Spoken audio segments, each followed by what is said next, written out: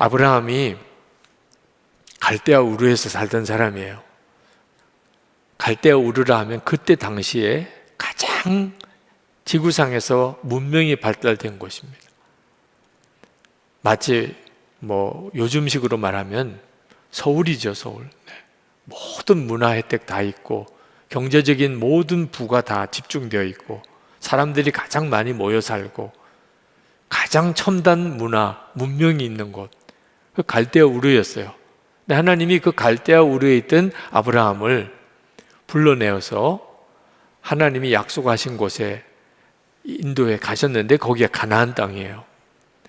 자, 우리 생각에는 하나님이 아브라함을 갈대아 우르에서 데려다가 가나안 땅으로 가서 살게 하셨다 그러면 가나안 땅이 갈대아 우르보다 훨씬 좋은 곳이어야 되잖아요. 그래야 하나님 믿고 순종했더니 복을 받았다, 이런 구조가 나오는 거죠. 그런데 갈대아 우르에서 너무 풍요하고 그리고 당대 최고의 문명 세계에서 살던 아브라함을 이제 가나안 땅으로 인도해서 정착하게 한 곳이 어디냐면 헤브론이에요. 그 헤브론은 해발 한 800m쯤 되는 아주 높은 산악지대, 거기는 나무 하나 제대로 자라지 않는 돌산이에요. 그런 곳에다가 옮겨놓고 그리고 여기가 내가 너에게 줄 땅이다. 참, 아브라함이 어떤 심정이었을까요? 그런데다가 그 가나안 땅에 들어와서 기근이 일어났어요. 그것도 아주 심한 기근이 일어났습니다. 아브라함이 애굽으로 갔는데 그 기근을 피해서 아브라함이 믿음이 없어서 가나안 하나님이 여기가 내 땅이라고 그랬는데 애굽으로 갔던 게 아니고 도무지 가나안에서는 살아낼 수가 없었기 때문에 아브라함은 그 가나안 땅에서 살 수가 없었어요. 하나님이 가라고 한 땅에 왔는데 세상에 심한 기근이 들어요. 살아보려고 버텨보려고 애를 쓰다가 결국 애굽으로 피난을 갑니다. 근데 애굽으로 잠깐 갔다가 돌아오려고 간 게 아니고 아예 애굽에 가서 살려고 갔어요. 창세기 12장 10절에 보면 아브라함이 애굽에 거류하려고 그리로 내려갔으니, 아주 애굽에 살려고 간 거예요. 자, 이 애굽이라고 하는 곳이 어떤 곳이냐면 여러분이 쉽게 생각하는 그 가나안과 같은 곳이에요. 거기는 양식도 풍족하고 기근이 와도 거기는 농사에 걱정이 없어요. 문명도 발달하고 그런 번화한 곳이에요. 이 창세기 13장 10절에 보면 그 애굽을 에덴 동산과 거의 같은 동급으로 설명을 합니다. 에덴 동산 같았다. 그 정도로 좋았다는 거예요, 애굽이. 아브라함이 그 애굽으로 이사를 가요. 가나안은 살 수 있는 곳이 아니라고 생각했던 거죠. 하나님께서 아브라함이 그 기근 때문에 애굽으로 피난 내려가서 잠깐 거기 머물다가 다시 돌아오는 것은 괜찮은데 완전히 거기에 머물려고 생각하는 것 때문에 그래서 그러셨는지 그 바로와 그 아브라함과 그 아내 사라와 심각한 갈등을 일으키십니다. 그러니까 바로가 이 아브라함의 아내 사라를 취하려고까지 하죠. 이런 당황스러운 사건을 만나고 아브라함이 기겁을 해서 결국 바로에게 거의 쫓겨나다시피 가나안 땅으로 다시 돌아옵니다. 그러니까 돌아올 정도예요. 그러지 않았으면 아마 그냥 애굽에서 살았을 겁니다. 그 정도로 솔직히 가나안은 별로 가서 살고 싶은 곳이 아니었어요. 자, 그러면 하나님께서 왜 이렇게 이스라엘 백성을 가나안 땅에 들어가게 하신 거죠? 왜 그럴까요? 물론 성경에 가나안 땅을 젖과 꿀이 흐르는 땅이라 그렇게 표현을 합니다. 그런 땅도 있어요, 가나안 지역에. 네, 지중해 연안에 있는 그 평지죠. 그렇지만 거기는 블레셋이 이미 터를 닦고 있습니다. 이스라엘 백성들이 가나안에 들어가서 자리 잡은 곳은 산악지역이에요. 그 산악지역은 그대로 광야입니다. 이스라엘 백성들이 애굽에서 가나안 땅까지 오는 동안에 그들이 거쳐왔던 그 땅들보다도 더 거친 곳, 거기 가나안 땅이에요. 하나님께서 이렇게 험한 곳인데도 이스라엘 백성을 가나안 땅에 들어가게 하신 까닭이 뭘까? 그것은 하나님께서 아브라함과 이삭과 야곱에게 땅을 주시겠다고 약속하셨기 때문입니다. 이 땅을 주시겠다는 약속 때문에 하나님이 그들에게 줄 땅을 정하셨고, 가나안 땅, 하나님이 그 땅을 정하신 거예요. 그리고 그 땅으로 이스라엘 백성들을 이끌어 드린 겁니다. 신명기 9장 5절에 이렇게 말씀합니다. 내가 가서 그 땅을 차지함은 내 공의로 말미암음도 아니며 하시고는 내 조상 아브라함과 이삭과 야곱에게 하신 맹세를 이루려 하심이니라.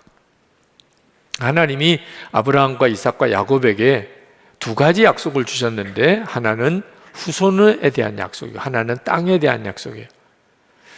후손은 큰 민족을 이룰 것이라.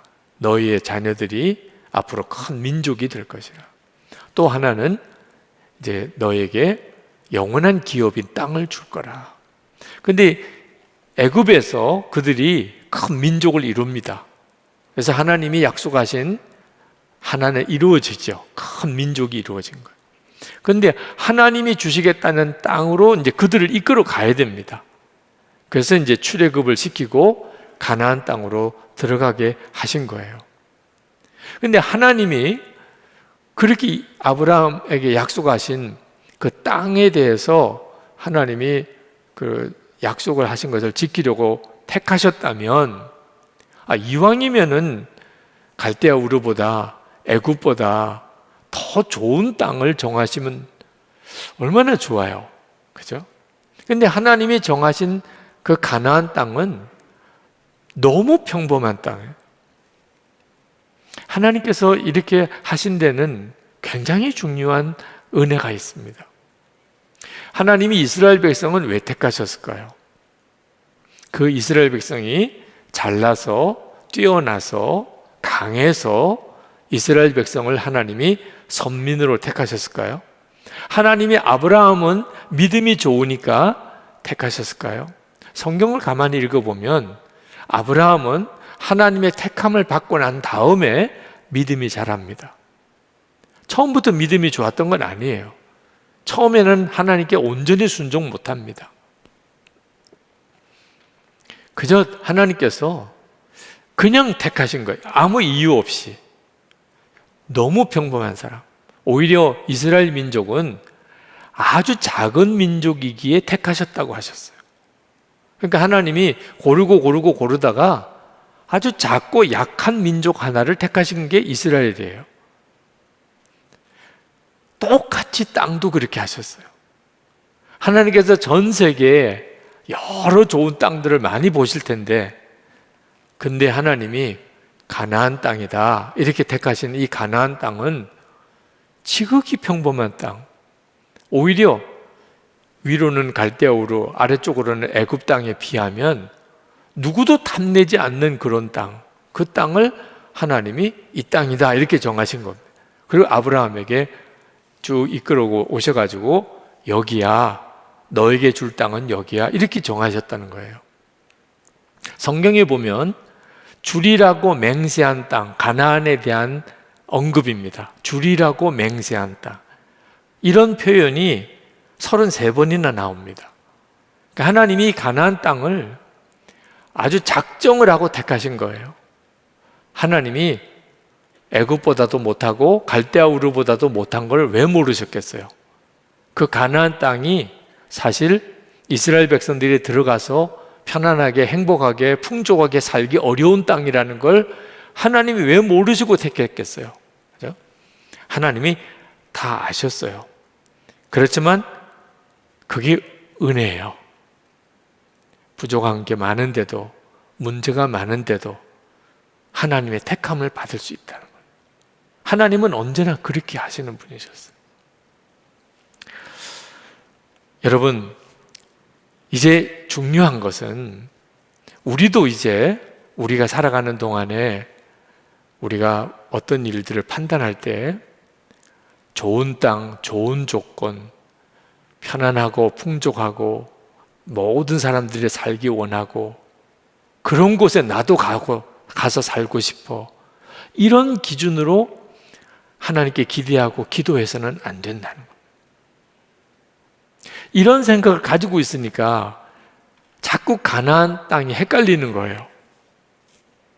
우리가 생각하는 가나안 땅, 광야가 끝이고 이제 가나안 땅이 시작이 되는 삶은 이제는 모든 문제도 끝났고 이제는 성공하고 이제는 풍요하고 문제도 없는 그런 삶을 이제 살 거라고 기대하니까 여전히 나는 광야에 있는 것 같은 느낌이 드는 거예요. 가나안은 그런 땅이 아니라는 겁니다. 중요한 것은 하나님이 함께 계시는 곳이어야 한다는 거예요. 그게 가나안이 가지고 있는 복이에요. 가나안 땅은 항상 하나님이 주목하는, 여러 지구상에 있는 많은 땅 중에 가나안 땅에는 항상 하나님의 눈길이 머무는 곳. 그 이유가 특별히 없어요. 별로 뭐 좋은 땅이기 때문에 그런 것도 아니에요. 하나님이 택하셨기 때문에. 하나님께서 왜 이렇게 가나안 땅을 하나님의 택한 이스라엘 백성들을 위하여 택하셨을까? 애굽 땅도 있고 갈대아 우르도 있고 좋은 땅들이 주변에 많은데, 가나안 땅은 철저하게 하나님 의지해야 살아낼 수 있는 땅이에요. 하나님 계속 바라보는 믿음으로만 그 땅이 옥토같이 될 수 있는 땅이에요. 근데 하나님을 바라보지 않으면 가나안 땅은 그냥 광야와 똑같은 곳이 돼요. 보통 이제 문명이 발달하려면 큰 강이 있어야 되는데, 그래서 갈대아 우르도 또 애굽도 다 큰 강이 있습니다. 큰 강이 있다는 말은 가뭄이 들어도 농사를 짓는데 어려움이 없다는 거예요. 근데 가나안 땅은 그렇지가 않습니다. 가나안 땅도 요단강이라는 강이 있는데 이 문명이 발달한 나라들에 있는 강에 비하면 완전히 개천 수준이에요. 게다가 비가 안 오면 완전히 말라버립니다. 그러니까 가나안 땅은 전적으로 하나님이 공급하시는 비에 의존해서 농사 짓는 땅이에요. 그러니까 하나님이 때를 맞춰서 비를 주면 이 가나안 땅도 옥토같이 돼요. 비를 충분히 주면, 제때에 비가 내리면.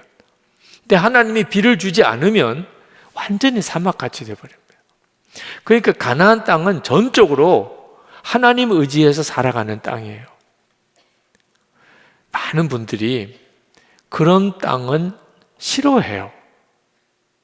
하나님만 의지해서.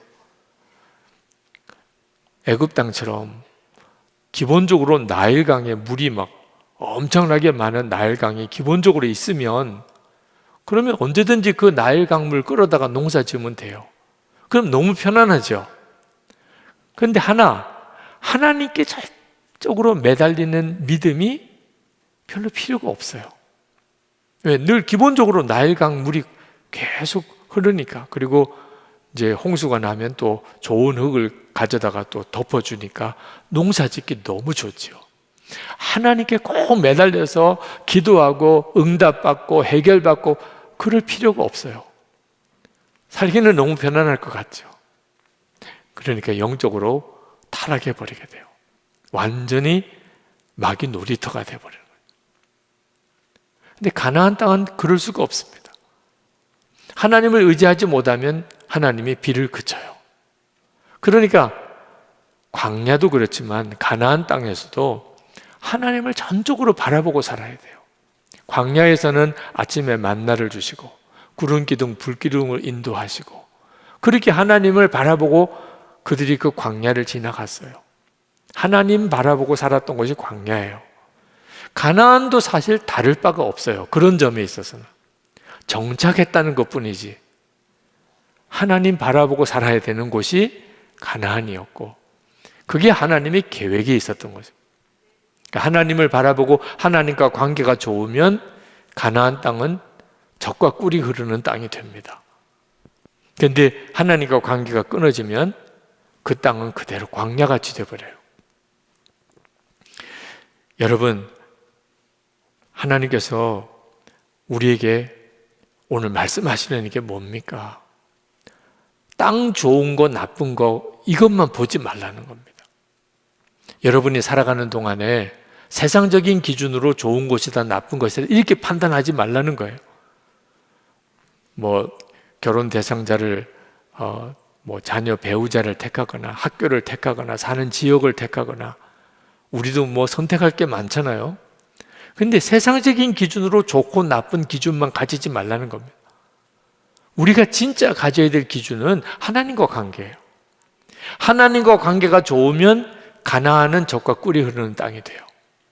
근데 하나님과 관계가 안 좋으면 그대로 그들은 광야에 사는 거나 똑같은 처지가 되어버립니다. 하나님의 인도하심을 받을 때 이제 여러분이 각오해야 돼요.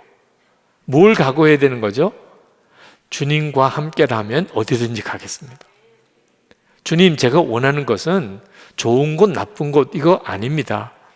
제가 원하는 건 주님이 함께 하시는 거예요. 주님만 함께 하시는 확신만 들게 해주신다면, 주님이 저와 함께 계시는 것만 분명히 알게 해주신다면 주님, 저는 어디도 좋습니다. 여러분이 이 믿음이 분명하면 그러면 여러분은 가나안 땅에서 하나님의 계획을 이루는 삶을 살게 돼요.